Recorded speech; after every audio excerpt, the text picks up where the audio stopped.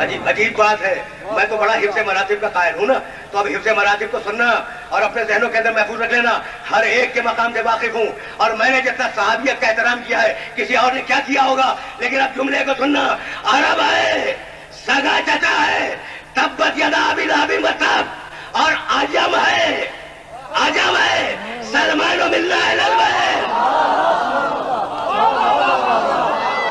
تو تین ہی تو طریقے، یہ جو دین آج پایا جاتا ہے، آف دا ریکارڈ جملہ کر رہا ہوں، یہ جو آج دین پایا جاتا ہے دنیا میں مسلمانوں میں، تو تین ہی طریقے ہیں، کوئی چوتھا ہو تو مجھے بتا دینا۔ سننا، اب میں کسی خاتون سے پوچھتا ہوں، جناب آپ کے پاس دین کہاں سے آیا؟ انہوں نے کہا میری ماں نے بتلایا۔ ان کے پاس کہاں سے آیا؟ ان کی ماں نے بتلایا۔ ان کے پاس کہاں سے آیا؟ ان کی والدہ ماجدہ نے بتلایا۔ ان کے پاس دین کہاں سے آیا؟ ہوتے ہوتے امہات المومنین تک بات پہنچ گئی کہ رسول کی کسی زوجہ نے بتلایا تھا۔ تو دین ملا رسول کی ازواج سے، ازواج مطہرات سے۔ اچھا، مردوں سے پوچھ رہا ہوں کہ تمہیں دین کہاں سے ملا؟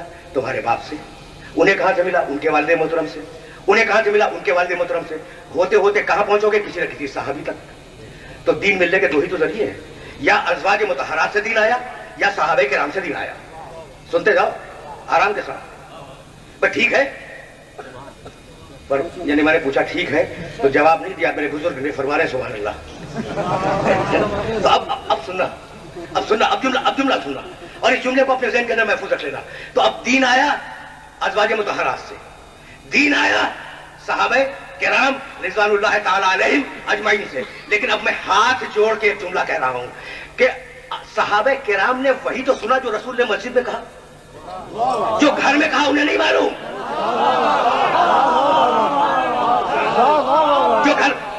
رسول نے جو گھر میں کہا وہ صحابہ کرام کو نہیں معلوم، صحابہ کرام کو وہ معلوم جو مسجد میں کہا، انہیں گھر میں کیا کہا نہیں معلوم، اور ازواج مطہرات کو وہ معلوم جو گھر میں کہا، مسجد میں کیا کہا نہیں معلوم۔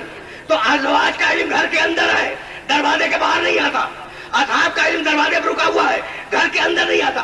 تو ہم نے بس اتنا کیا کہ ایک ایسا دروازہ تلاش کر لیا جو اندر بھی جاتا ہے باہر بھی نکلتا ہے۔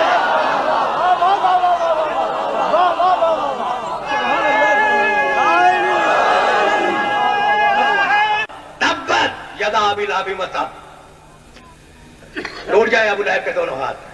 ہٹا دیا نا عرب کو ہٹا دیا، اور السلمان منا اہل البیت، سلمان ہم اہل بیت میں ہے۔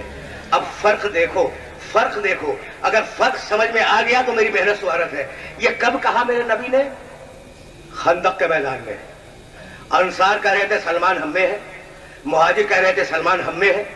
رسول آئے، رسول نے سلمان کے کندھے پہ ہاتھ رکھا اور کھینچ کے کہنے لگے سلمان و منا اہل بیت، سلمان ہم اہل بیت میں سے۔ تو سلمان اہل بیت میں کب شامل ہوئے؟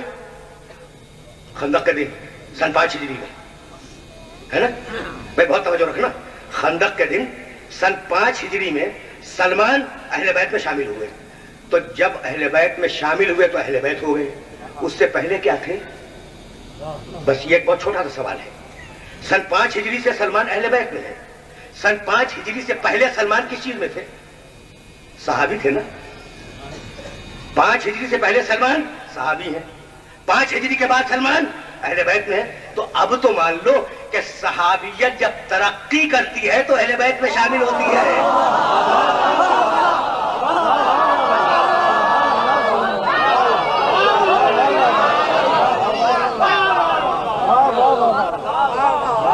پہنچ رہی ہیں نا باتیں میرے محترم سننے والوں تک کہ صحابیت جب ترقی کرتی ہے تو اہل بیت میں شامل ہوتی ہے، اور اہل بیت جب ترقی کرتے ہیں تو پشت رسول پہ جا کے بیٹھ جاتے ہیں، ہے نا؟